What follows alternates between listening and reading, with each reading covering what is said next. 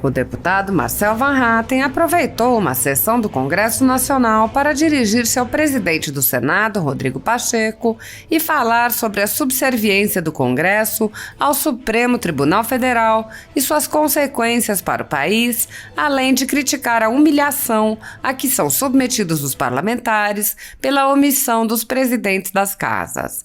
O deputado debateu o orçamento proposto para 2023, apontando que a PEC aprovada reduz os poderes do parlamento e acaba com o teto fiscal, gerando consequências econômicas extremamente negativas. O deputado apontou ainda que a Câmara dos Deputados se ajoelhou perante o Supremo Tribunal Federal, alterando os processos legislativos para se submeter às vontades de um único ministro.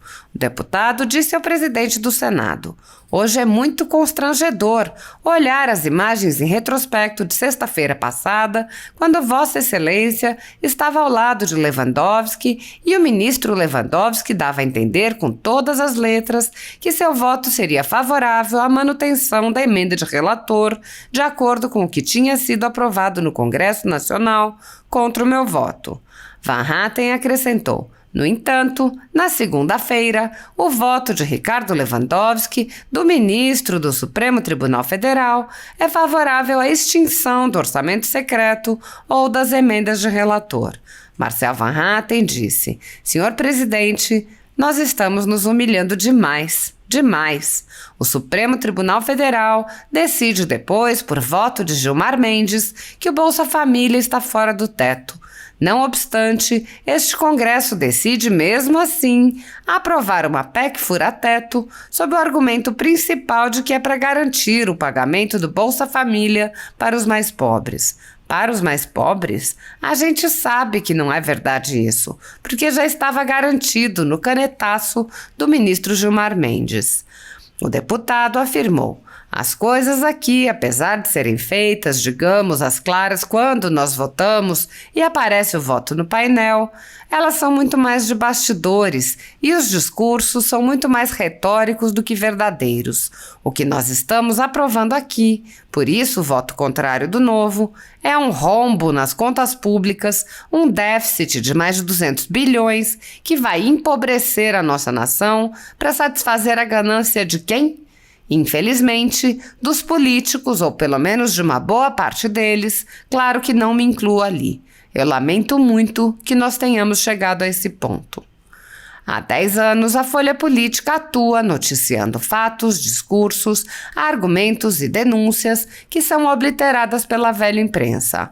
Nosso veículo de imprensa dá voz às vozes conservadoras, ao anticomunismo, à defesa dos direitos fundamentais e da liberdade de expressão e de imprensa, além de trazer ao público os vídeos dos pronunciamentos de autoridades para que o público possa formar sua própria opinião sobre o que foi dito e não precise depender de relatos de terceiros.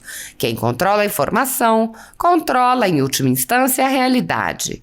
Grupos monopolísticos e cartéis que se associam com o intuito de barrar informações contrárias ou inconvenientes atuam em conluio com a finalidade de aniquilar qualquer mídia independente, eliminando o contraditório e a possibilidade de um debate público amplo, honesto, abrangendo todos os feixes e singularidades dos mais diversos espectros políticos.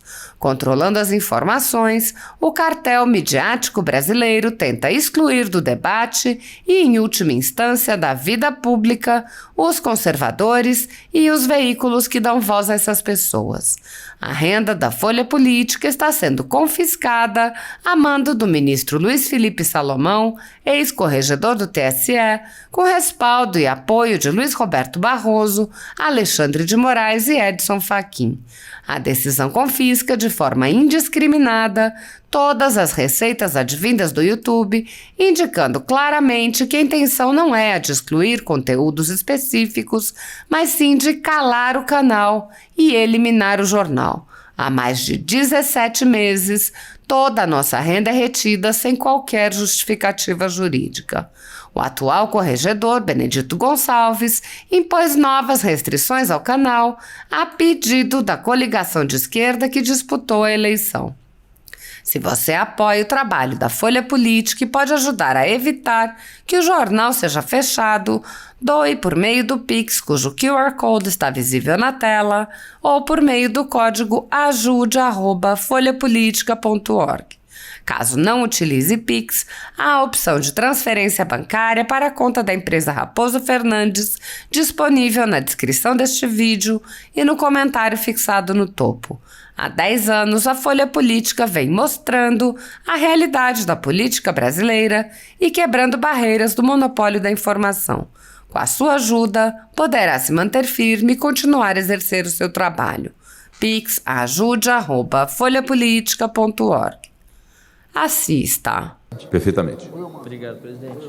Como membro da Comissão Mista de Orçamentos, estivemos lá no debate e, no momento de fala que me competia, eu disse que a minha preocupação é a preocupação daqueles que vão sofrer com um orçamento com um déficit que passará de mais de 200 bilhões de reais. Nós tivemos uma aprovação de uma PEC que furou o teto mais uma vez e, pior, extinguiu o teto de gastos. Agora não temos mais teto de gastos no Brasil. Vai ser apresentada uma lei complementar, diminuindo, inclusive, o poder do parlamento de tratar sobre o orçamento e sobre despesas, contenção de despesas, porque quando passamos de uma proposta de emenda à Constituição, eventual furo no teto, para uma nova âncora fiscal baseada em lei complementar, diminui-se o poder do parlamento. Eu disse também, presidente, que esta Câmara aqui está de joelhos diante do Supremo Tribunal Federal, do Poder Judiciário, e isso se confirmou mais uma vez na semana passada.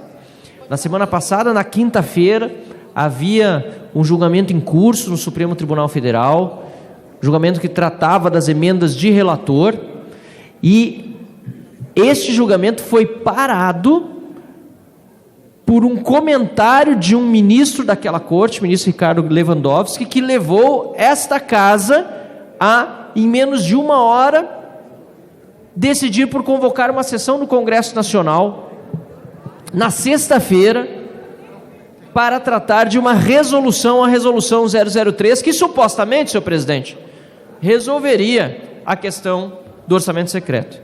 Aliás, confesso que hoje é muito constrangedor olhar as imagens em retrospecto de sexta-feira passada, quando Vossa Excelência estava ao lado do ministro Lewandowski, e o ministro Lewandowski dava a entender com todas as letras que seu voto seria favorável à manutenção da emenda de relator, de acordo com o que tinha sido aprovado no Congresso Nacional, contra o meu voto.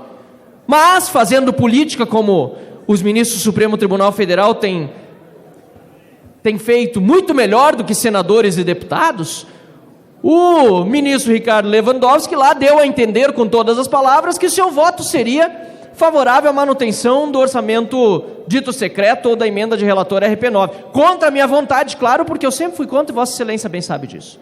No entanto, na segunda-feira, o voto de Ricardo Lewandowski, do ministro do Supremo Tribunal Federal, é favorável à extinção do orçamento secreto ou das emendas de relator. Senhor presidente, nós estamos nos humilhando demais. Demais.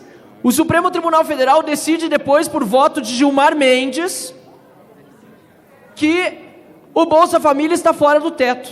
Não obstante, este Congresso decide mesmo assim aprovar uma PEC fura o teto, sob o argumento principal de que é para garantir o pagamento do Bolsa Família para mais pobres. Para os mais pobres a gente sabe que não é verdade isso, porque já estava garantido no canetaço do ministro Gilmar Mendes. Aliás, chama a atenção de Vossa Excelência, advogado que é, muito competente.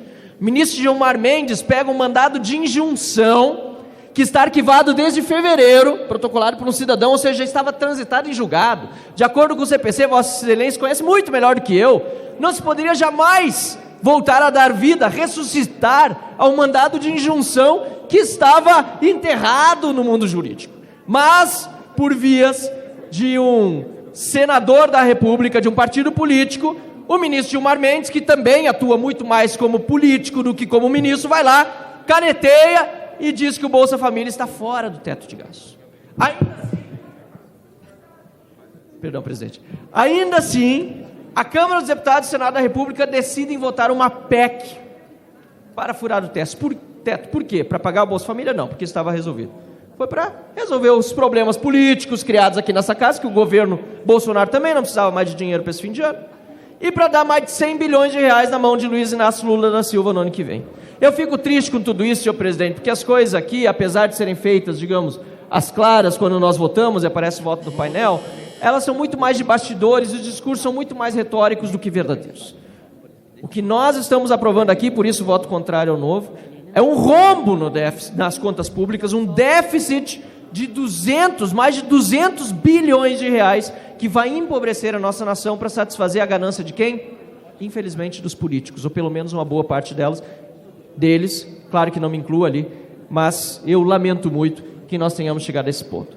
Por isso, senhor presidente, e agradeço a tolerância de Vossa Excelência, só para concluir, agradeço demais a tolerância de Vossa Excelência, eu quero apenas dizer que nós votaremos contra, não porque somos contra o orçamento público, ele é necessário, mas contra a forma, contra tudo o que aconteceu até aqui e contra essa postura desse parlamento que precisa alterar, senhor presidente. Não é possível mais que nós permaneçamos ajoelhados diante do Supremo Tribunal Federal e humilhados pela presente ditadura do Poder Judiciário. Obrigado.